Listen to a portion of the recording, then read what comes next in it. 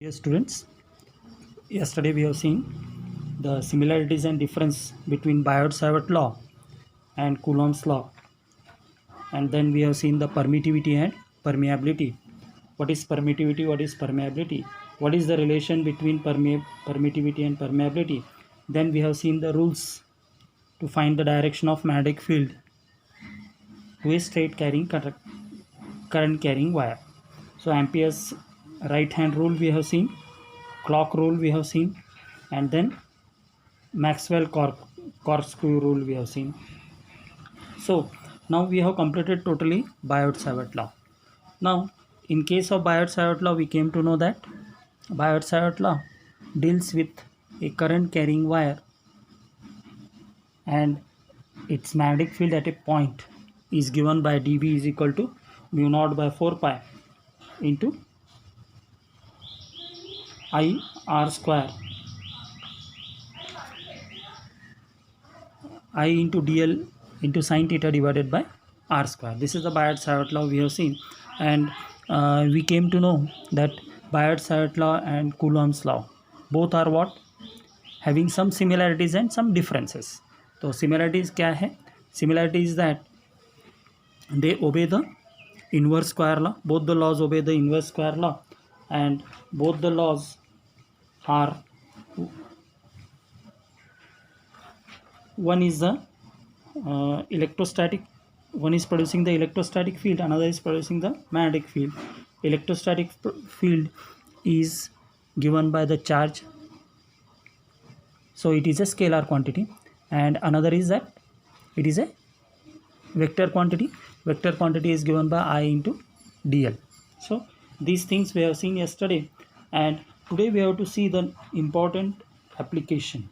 That is, this is a derivation for 5 marks. Will be asked magnetic field on the axis of a circular current loop using Biot-Savart law. So today we have to start with the derivation of 5 marks. This derivation is very important for the annual exam. So this is depending on the application of Biot-Savart law. This law depends upon what? Application of Biot-Savart law. So what is the derivation here?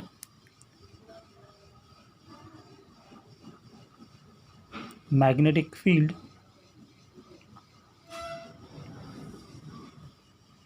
on the axis of circular current loop. Now we will see with the diagram. First we will start with the diagram. So we will draw the diagram first. So we will consider that this is a circular current loop, okay, with O as center and capital R as radius. What we have done? We have considered a circular current loop in which I amount of current is flowing in a circular manner, okay, with O as the center and capital R is the radius of the circular current loop, okay. Now we have to calculate the magnetic field on the axis of a circular current loop. Since they have asked axis, so this axis is at this particular point P. So P is a point which is on the axis of the circular current loop, okay. So now at point P we have to calculate the magnetic field, okay. So if P is the point, this P point is at a distance x from the center of O. We will consider that x is the distance between OP, okay. So P is the point where we have to calculate the magnetic field. So now this magnetic field, we know from the Biot-Savart law that this magnetic field is always perpendicular. So by using the Biot-Savart law you have to do, so first of all you have to consider a current element. So what we'll do, we will consider a current element AB of length dl. Okay, so from this we have to calculate the magnetic field at the point P. So we will join this.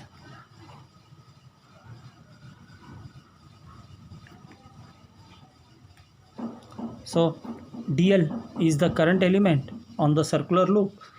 This current element is at a distance small r. Current element is at a distance what? Small r at the point P. So this at the point P, it will have the magnetic field in this direction. This magnetic field will be dB.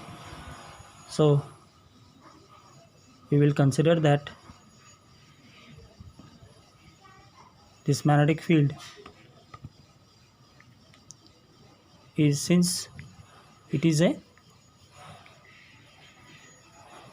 P is a point, so this is dB. Now we consider that this is at an angle alpha. What angle we are considering? Alpha. From this point to this point. If this is alpha, this is how much? 90 degree. Then what will happen to this angle? This will also become alpha, because it is a right angle triangle it has formed. So if one of the angle is alpha and this is 90 degree, so if this is alpha, means this must be alpha. Both the angles must be same. So this is alpha, this will be alpha. So what will be the angle made by this? This also will be alpha with this axis. So we will consider that this is the y-axis and this is the x-axis at the point. So this is the x-axis. So dB is what? Magnetic field. Since dB is the magnetic field, this will have a vector. Magnetic field is a vector quantity. Since it is a vector quantity, then what will happen? Vector quantity can be resolved into two components. So one is along the y-axis, another is along the x-axis. The y-axis component is taken as dB sine alpha and x-axis component is taken as dB cos alpha. So dB sine alpha is the component of dB along the y-axis and dB cos alpha is the component along the x-axis. Now if this is dB, positive dB, then this will become what? Negative of dB. So this is along the negative y-axis, this is the positive y-axis. So this is the figure for the calculating the magnetic field on a circular current loop. Clear? Okay. So here what we have considered, first of all, once again revise this. In this case we will consider that this is a circular current loop. This is what? Circular current loop of radius r and center O. Center is O and radius is r. From the point O, P is the point which is at a distance x. From the point O, P is the point which is at a distance x. OP is at a distance x. D, from this point AB, the distance from here to here is r. This distance is taken as r. So from the point P, it is distance x and the radius of the circular loop is r. It makes an angle alpha, so this will be alpha. So dB is the magnetic field. This magnetic field is a vector quantity. Since it is a vector quantity, vector can be resolved into two components. One is along the y-axis, another is along the x-axis. Y-axis is denoted by dB sine alpha and x-axis is denoted by dB cos alpha. Now what will happen here? dB sine alpha is along the positive y-axis. So dB sine alpha is along the minus dB sine alpha along the negative axis. So what will happen? This sine alpha, dB sine alpha and minus dB sine alpha will cancel each other. So now which component is remaining here? dB cos alpha along the x-axis. So now if dB cos alpha is along the x-axis for this particular magnetic field, now we have to calculate the magnetic field due to the circular current loop at the point P, which is given by dB. Is it clear? So this is the diagram explanation for magnetic field on the axis of a circular current loop. Clear? So this current loop, magnetic field on the current loop, we have to write all the details. What we have to write first? In the given figure, consider a circular current loop with radius r, center O. In this current loop, I amount of current is flowing. dl is the small current element, okay, which is at a distance small r from the point P. This at the point P, dB is the magnetic field perpendicular to this line. P is a point at a distance x from the center of the circular loop. Now, since dB is the vector quantity, this dB can be resolved into two components. One is along the y-axis, another is along the x-axis. Y-axis is denoted by dB sin alpha, x-axis is denoted by dB cos alpha. Y-axis having the two coordinates, x positive x y-axis and negative y-axis. So dB sin alpha and minus dB sin alpha, they cancels each other. दोनों के दोनों क्या करेंगे? Cancel हो कर देंगे. So now what will be remaining here now? Only dB cos alpha. So dB cos alpha is remaining here. So now using this Biot-Savart law, we have to derive the relation. To derive the relation using this figure, now first of all you have to consider that since we have to use the Biot-Savart law, so we'll use the Biot-Savart law. So what is the vector form of the Biot-Savart law? It is given by dB is equal to mu naught by 4 pi into I dl into r by r cube. This is the vector form. So now what is the magnitude of dB? Magnitude of dB is given by mu naught by 4 pi into I dl sin theta by r square.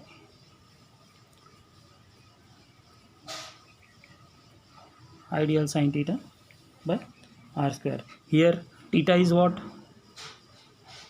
90 degree. Theta is what here? 90 degree. So what will happen to sin 90? Sin 90 is 1. Since sin 90 is 1, what will happen to this derivation, this formula? dB is equal to mu naught by 4 pi into I dl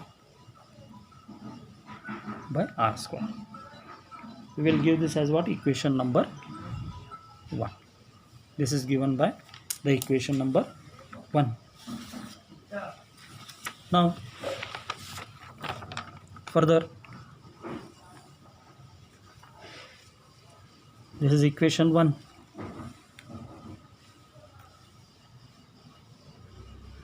Now we know already, we have seen that dB can be resolved into two components. One is along the y-axis. One is along what? Y-axis. Y-axis is given by dB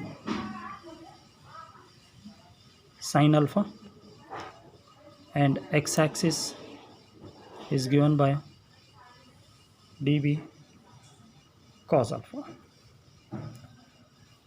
So here what will happen? Along the y-axis, this dB sin alpha along positive y-axis and negative y-axis will cancel each other. So therefore total magnetic field will remain what now? Only for the cos alpha. So the total magnetic field is given by B is equal to summation of dB cos alpha. What is why we have taken summation? Summation क्यों लिया है? क्योंकि this is we have calculated only for the small current element along the circular loop, but this circular loop will be divided by number of dl.